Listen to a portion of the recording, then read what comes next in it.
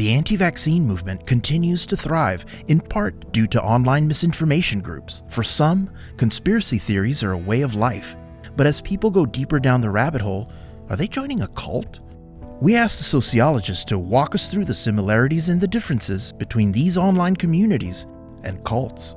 People do have this idea that all cults are religious, which absolutely isn't true. There's every kind of cult: therapy cult, UFO cult, Eastern cults, New Age cults, you name it. And of course there are political cults. Political cults can thrive just like any other cult. They can be from the left or the right. I myself was in a left-wing cult back in the 70s and 80s. People are forming online communities and finding the same sense of belonging and purpose as they would have in a physical group. They do have the same kind of closed mindset that we see in cult members. We will not cower down to evil.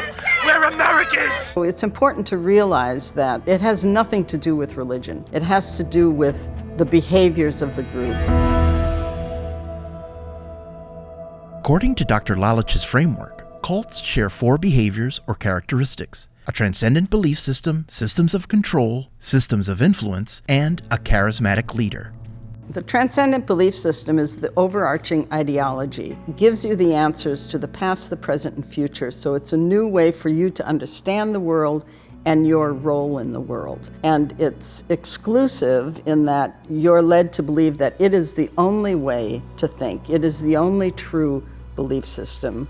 And it's inclusive in that when you are part of that, you feel like you're a member of the elite, you're special, and those other people who aren't part of it, well, there's just something wrong with them. A scroll through the messaging app Telegram shows that online groups like SABMIC generate misinformation. They also forbid their members from being vaccinated. The QAnon movement, especially in its heyday, the anti-vaxxer movement, they basically generate that same kind of transcendent belief system. And the anti-vaxxer movement, in its anti-science attitudes, is saving us from this thing that's going to get injected into us and it's going to put a chip in us. QAnon was saving us from the Satanists and the evildoers. I'm sure people remember Pizzagate and the idea that there are pedophiles running the government. It got decent, honest people who cared about child abuse, who cared about sex trafficking, latching onto this as though this were the answer. Sometimes these groups will have rallies and demonstrations where they'll go out and be, absolutely fervid, just roaring and raging and having the kind of exuberance for their own beliefs that can seem quite frightening to those of us who are watching from the outside.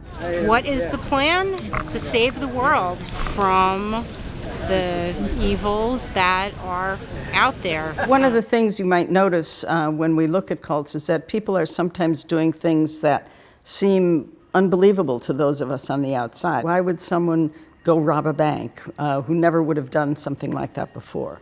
And this is part of that resocialization process where your sense of morality that you brought into the group with you is being altered so that you're taking on the morality or the immorality of the cult leader, and you'll end up doing things that in any other context you wouldn't have done. USA! USA! USA! The kind of us versus them mentality that's taken over has really generated this outward violence that we hadn't seen before. So the systems of control are the sort of overt, obvious rules and regulations of the group that you must follow. In some groups, you may be told where to live or who to live with. In some groups, you may be told to divorce your spouse who doesn't want to be part of the group. They may be telling you what to wear, what to eat. It can be any of those kinds of things that is part of stripping away your individuality. Is there a parallel in online political groups? These online communities do have their own systems of control where people are expected to speak a certain way, behave a certain way. They'll wear t-shirts that are expressing their belief or their love for a certain idea, or there's obviously the kind of paraphernalia that is familiar from those of us who've studied cults. Those kinds of slogans are very useful, lock her up.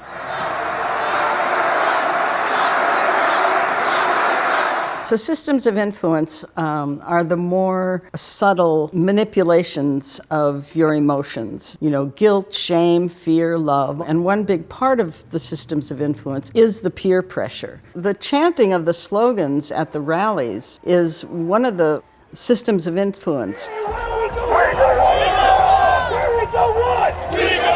Because it's what we call a high arousal technique. It basically gets the believer or the follower pumped up, right? And when you get pumped up, your critical thinking shuts down. So when your critical thinking shuts down, you're not able to question, what the hell am I doing, right? You're just going along with the crowd, and this kind of, mass hysteria sets in where everybody's chanting the same thing, sort of reaffirms your loyalty.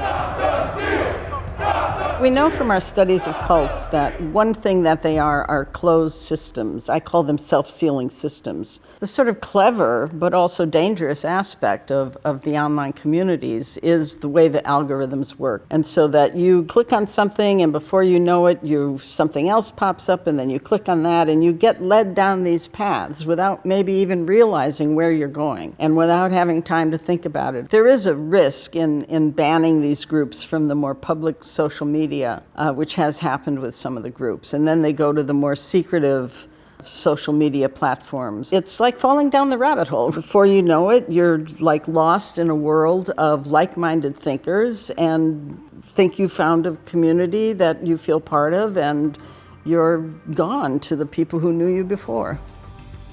Well, the charismatic leader is someone who has power over you.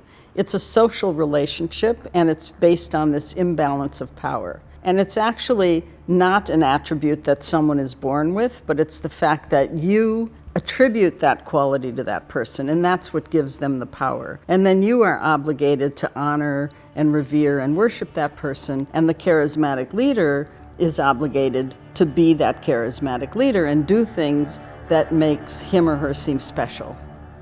So, who would fill that role in online communities? We don't necessarily see one leader standing up to be the charismatic leader, but there may be different people who play that role at different times. When Q was at its peak and he was sending out messages, and I think people did actually see him as a mystical, untouchable, charismatic, messianic leader. He had that kind of sway and power over people. Q also was similar to the cult leaders who say they have the direct line to God. Q presented himself also as someone who was really an insider and knew exactly what was going on, and that he was going to tell us and warn us about the deep state and things that were happening in the government that were harming the American public. Just about everybody I know has somebody in their family or in their social network who has been lost to them.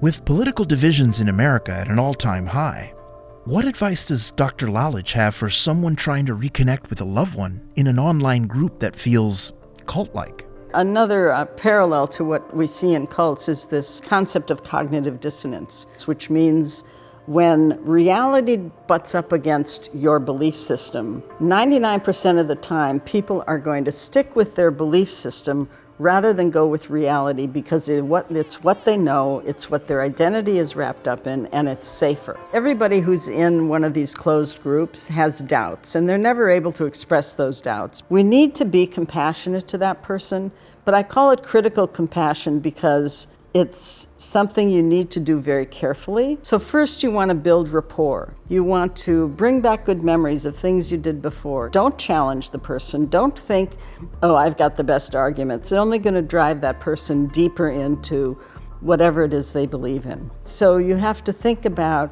how to connect with that person again in a way that is going to just open up their eyes a little bit. It may happen 6 months down the road. And that's why I say never give up. Never give up hope. Don't ever cut that person off. Being in a cult or being in one of these hateful groups, there's a lot of loneliness and stress. If that person can see a way out, they'll take it one day and they'll thank you.